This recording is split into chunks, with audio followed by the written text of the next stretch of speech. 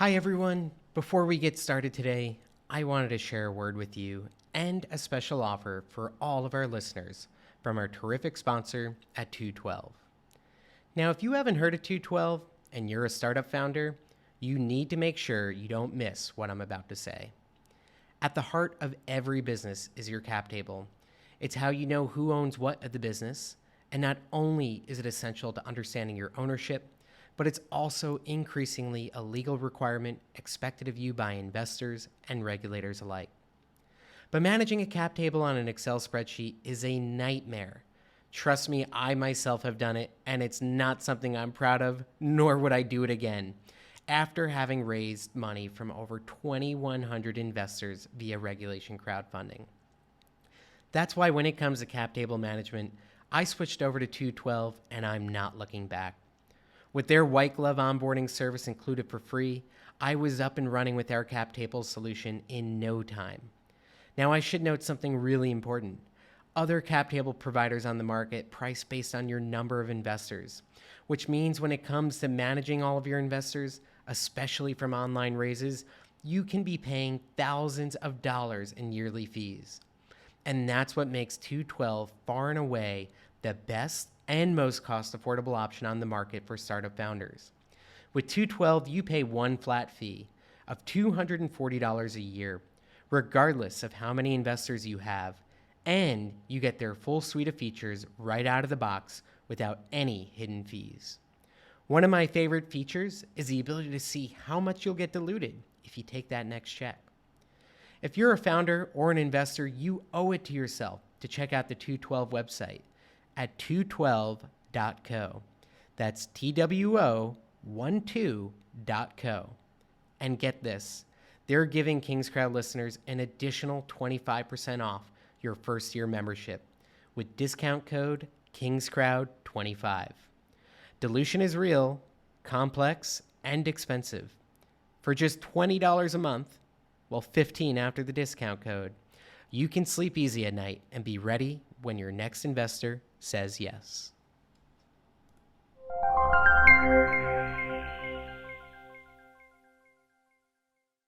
Hello, everyone, and thank you so much for joining us on another episode of the KingsCrowd Startup Investor Podcast. Today, I am joined by Anthony Franco. Anthony is the founder and CEO of MC Squares, which is a pretty cool company that was featured on Shark Tank, actually. And I had the great pleasure of getting to know Anthony recently at an Angels and Entrepreneurs live event where we got to meet with many different investors and founders and had a great time spending time getting to know Anthony. So excited to have him on here today and for you to learn more about what he and his team are up to. So with that, Anthony, thank you so much for joining us today. Thank you. Thank you for having me, Chris. It was good to see people in real life for a change just a little bit ago. So it's weird to be back on Zoom, but yeah, it was good to see you in person too. Yeah, now I should note that Anthony did fool me during the conference. I was part of a pitch panel, and Anthony came up and gave maybe one of the most impassioned pitches that I've ever heard in my life. And I almost fell for it. Didn't know how to feel about it, but almost fell for it, where he was pitching a 3D cheese printing business with a personal backstory to it. And he got me. Honestly, the presentation was so exceptional that I didn't know what to say at the end, but I was glad to find out that 3D printed cheese is not coming to a market near you anytime soon. That was the whole point of that pitch, is to make everybody think, is this guy serious? Is this for real? Yeah, it played pretty fun. That was fun to do. Well, we're not here to talk about a fake company, but a very real company that you've been investing in and building for some time. So for those who don't know, please tell us a little about yourself and what it is that you're building at MC Squares. Sure. So I am a serial entrepreneur. This is my fifth startup. I have 4 other tech companies under my belt. Founded them, grew them, sold them, and actually sold 2 of them to public companies. So this is my 5th rodeo, if you will. It is a physical product company. So I started it based on my experience from the other companies and the design thinking workshops I ran, and started MC Squares making collaborative products. Now, when I say collaborative products, people usually go to tech. actually, we make whiteboards. We make, and that understates it, but essentially we make really cool office products, things that help people communicate. And I started this in B2B. And then in 2018, transitioned the company to, well, in 2017, we had transitioned to manufacturing the products ourselves. So we own manufacturing, and then transitioned the company into direct to consumer products. And so we transitioned from a direct to consumer product, or a business product company, to a consumer product company. So we make the old products that help people collaborate in meeting rooms, but we also make things that help people bridge that gap between home and work, which is really relevant right now. So it's, the new tagline we're playing with is work-life balance, and trying to make products that help people bring some of the work into home and bring some of their home life back into the office. We have 15 product families, over 80 SKUs selling on Amazon, and we're growing like a weed.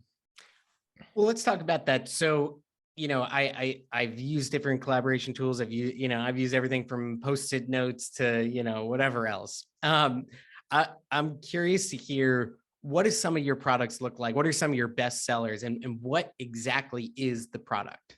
Yeah. So, like I said, we have 15 product families. So we're most well known for, and for those of you that see us on video, I'm holding up a reusable sticky note. It has a micro suction back, so the backing sticks to anything shiny, so it doesn't require like a refrigerator to stick to. But it does require a shiny surface because it sticks literally with suction. And the front is a reusable dry erase surface. This single sticky note replaces 2,000 paper sticky notes. And this thing, we just were issued the patent on November 23rd. So we're the only ones that can make a reusable sticky note like this. And so that product line is $1 million product line for us. The other one is, we make this, but in bigger format and printed. So we make calendars and planners and weekly to-do lists and chore charts with these. And that is another category for us that uses the same patented technology. And then we make reusable notepads like this one. This is I'm holding up what we call a jotter. It's a legal pad that's rigid that lets you walk around with reusable products like that. We have markers and other like geeky, nerdy dry erase products for people that love all the other products that we make, good accessories for them as well. That's a really high level, but that's what we do. So, one of the things that you often hear from entrepreneurs is that they're extremely passionate about what it is that they're working on. What makes you passionate or excited about kind of solving the office crisis, productivities? What problem are we solving, Chris? Yeah, so we're solving. So it's kind of an interesting way to talk about it. So what problem does a whiteboard solve? What problem do Post-it notes solve? It depends on the use case, right? So sometimes it's communication, sometimes it's labeling, sometimes it's just getting your thoughts out of here and onto a place where you can think about it a little bit better, visually think. In education settings, it really does help. We actually lift passing grades by 360% in the classrooms that use MC squares. So it's an interesting. It's a visual thinking problem. That's the problem that we solve. And, it's funny. We're not curing cancer. We're not launching rockets to Mars, but we are in the room when those things happen. And that's what I get excited about. It's that we're a tool for innovators and for creative thinkers. And that's really fun to watch how our customers use. In fact, when we send our products to influencers as part of our influencer campaign, we hear back like, today's the day I'm going to, and then fill in the blank. It always winds up being like, I'm going to get shit done. I'm going to get my life in order. Right. So that's really exciting to be on the customer end. And then I love making real things, like being a part of the factory and being able to innovate in real time on new products and new ideas, and then see if they land with our customers. it's a blast. I love what I do. You know, several years ago, I was working in management consulting, and I would just kill to get on retail projects because I loved dealing with consumer brands where you're walking into a store and you're interacting with a product and an object. And that is something that I personally miss about building a digital first business is you don't get to have that tangible thing that you're interacting with. And there is something very special about that. So if I walk into a Staples or one of those stores today, am I going to find MC Squares, or where can I find your products? Yeah, so right now we are an exclusive online company, so you can buy us on Amazon or mcsquares.com. And the reason why we're raising is because we're trying to get to retail readiness. So we have package designs to create and marketing collateral to create around getting into retail. We have a great partner in our retail readiness, and they're super excited about bringing us into, I don't want to name any companies, but you can imagine the types of stores that we would be in. And office supplies isn't really the place that we want to be. We want to be in more consumer. Look, I'll just say it. We want to be in Target, Costco, Sam's Club, the places where people go and buy home and office products. And our broker partner, Marshall and Associates, they have those relationships, and we're just pulling together all the assets needed to walk us in the door there. There's definitely a silly notion that if you're, building a products company like this, there's not a lot of upside. Just to help our listeners think about the opportunity, do you know like how many Post-it notes and things like that are bought yearly? Like, is there any number you can give to help people understand that in fact, there's quite a large opportunity? The paper sticky note market in and of itself, the paper sticky note market. Well, the office supply market is $250 billion a year. Wow. The home organization market is $20 billion. And we're at that intersection, right? So, it's a fairly large addressable market. If you look at paper sticky notes, it's estimated between $1.5 to $2 billion market. So it's a fairly large space in what I would consider a commodity space, and we're making products that are cool in a commodity market.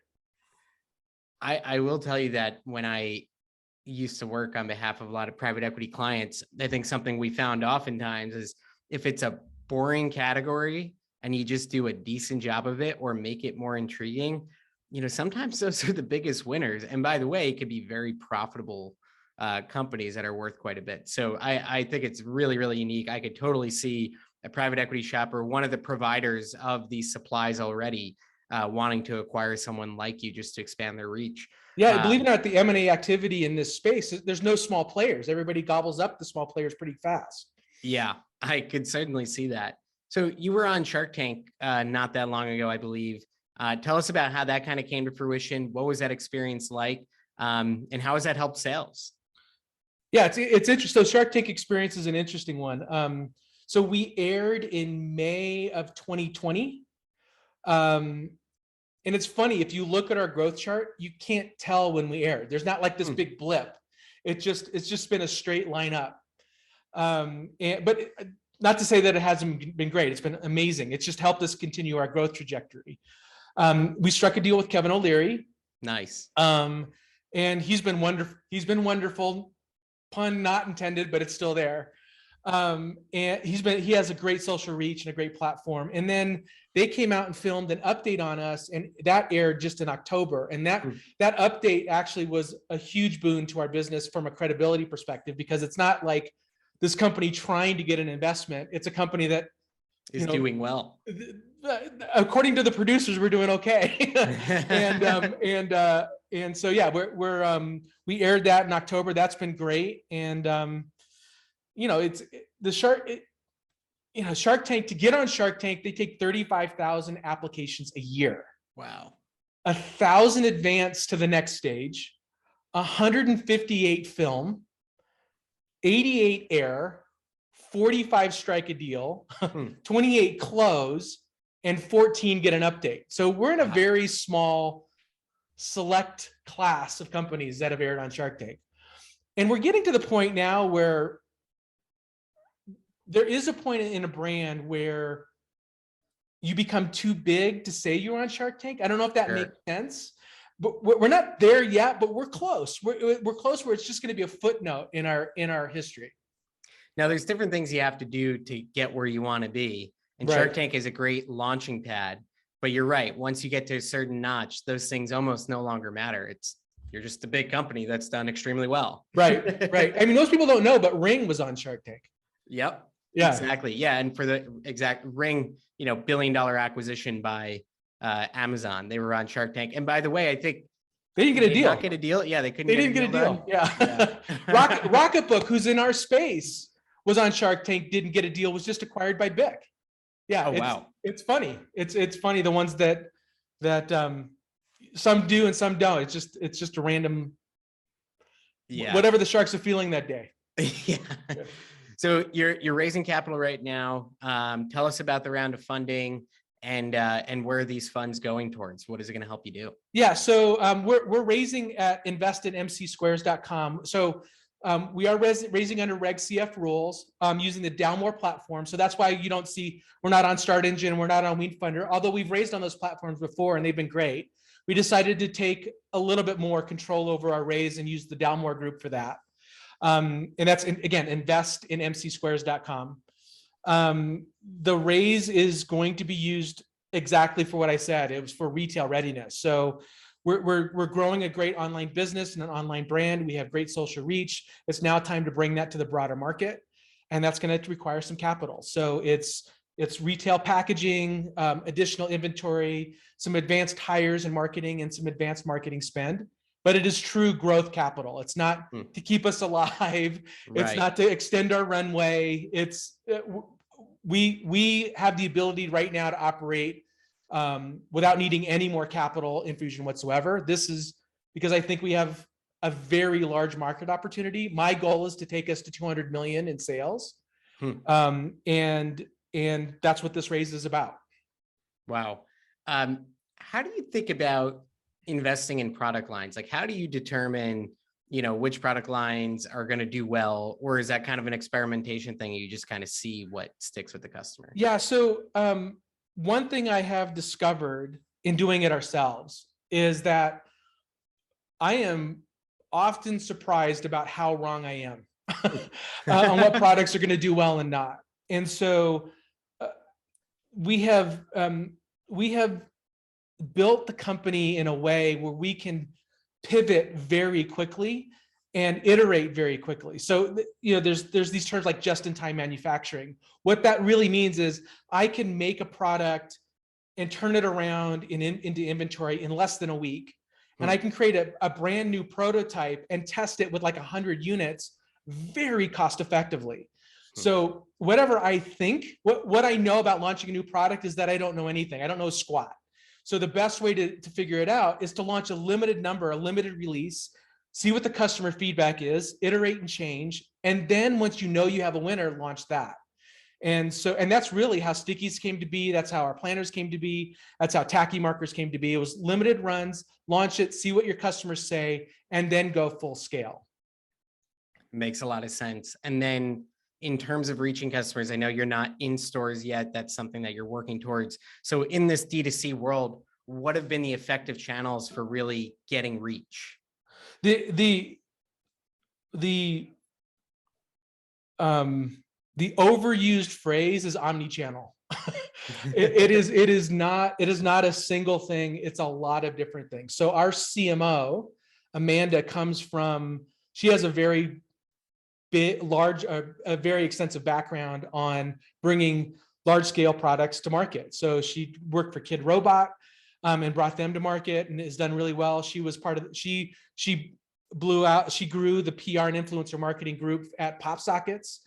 And the way that's done is influencer, PR, email, strategic ad spend, and then also testing.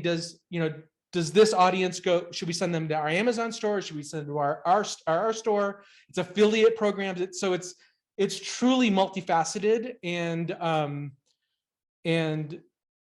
it's hard. It's actually really hard. It sounds easy to buy an ad on Facebook, but to buy an ad on Facebook cost effectively is really hard. And we've figured it out. And our our customer acquisition cost is profitable. So we're ready to go. Do a lot of customers, are they buying multiple lines of product from you? Are they coming back on a recurring basis to buy various different things? Yeah, the data on that on Amazon is a little limited. So our repeat customer rate ranges anywhere from 10 to 20%. And that's a broad range, but that's an accurate range. Our business customers range anywhere from 10 to 25%. And we just signed up to become a subscribe and save on Amazon. Oh, and cool. we already have like 500 members subscribed and saved for our products. So there is, I guess, some monthly recurring revenue on our products as well. But yes, basically the gateway drug, if you will, is our reusable sticky notes. And then they expand to bigger sticky notes and then jotters. And then every one of these sticky note packages comes with a tacky marker. And so we see a lot of reorders on the tacky markers and so on. So all of our products work well together, but they're also designed to work with one another. Well, I know I've heard a lot about in the past year how, supply chains are failing and everything's a disaster. Talk to me about being a products company in this world. What's been working? What's been falling apart for you? Is it as bad as they say it is? So it is as bad as they say it is. But we've been able to navigate it pretty well. So nice. The tariffs on China can hurt. And I know they've hurt. The backups in Long Beach can hurt. They haven't impacted us. And I don't think they're going to impact us, but I know other product founders that it has put a significant strain on their ability to supply their customers with product. I know, especially in like wood, we don't make any wood products, but wood has just been nuts. My father-in-law runs a really successful custom wood manufacturing shop. They do plaques and stands and that kind of stuff. And wood has tripled in price and very difficult to get. So our gross margins are very healthy, between 80 and 90%. So we can absorb a 20% increase in a commodity product. And because we manufacture ourselves, we can order larger shipments of raw material and make what we need as we need it. So that also gives us the ability to be nimble during the supply chain crisis. And we have multiple vendors to supply us. So again, complicated. You wouldn't think it, but it's a complicated supply chain issue that we've been able to solve. I can't imagine, especially with having kind of many different SKUs, right? Unique products that you do make, having all of that variation, all of those things, it all adds complexity. So I imagine it's not easy. Have you seen any holiday sales, be it for Hanukkah or Christmas, or people buying this for their loved ones? So we're not a traditional holiday gift. We have typically stronger Januaries than Decembers. Oh, interesting. As people try and be more productive with their lives. Yeah, our planners do really well. Our calendars do really well in January. As people are getting back to work and organizing their home. So we see a good lift in January. We see a good lift in spring, and then we see great lift in back to school. Not to say that holiday isn't good for us. It's just we don't see the same peak as it's more not the buying items. occasion that people are looking for. Yeah, no, it's not the I mean, think about it. When was the last time you bought a pack of sticky notes as a stocking stuffer? It doesn't always happen, but yeah. Awesome. Well, last question for you here, then we can wrap up. As you think about, 3 to 5 years down the road, for people who are considering investing, what does a company look like? What's success for you? So for me, I love this stage of the company, this growth, this accelerated growth stage. And, I know at about 100 or 200 people, I look to exit it, because once middle management comes into play, it's like, I'm out. Yeah. So the success, the thing that drives me is how big I think this company is going to be. And then I'm going to exit and do something else and start another company. So what does that look like in the next 5 years? You're going to see MC Squares on shelves everywhere. That's the goal. And we're going to have 400 or 500 different SKUs, and we'll niche the SKUs based on what stores they're in and what our audiences are. It just gets more complex and fun from here. Yeah, that's fantastic. Well, it's been an absolute pleasure. For those who want to find your raise, Anthony, MC Squares, you were raising on? It's investinmcsquares.com. Investinmcsquares.com, powered by Dalmore Group. Definitely a trusted, great provider for this space. Congrats on all the success to date, and thank you so much for joining us today. Thank you so much for having me, Chris. Have a wonderful day. Take care now. You too.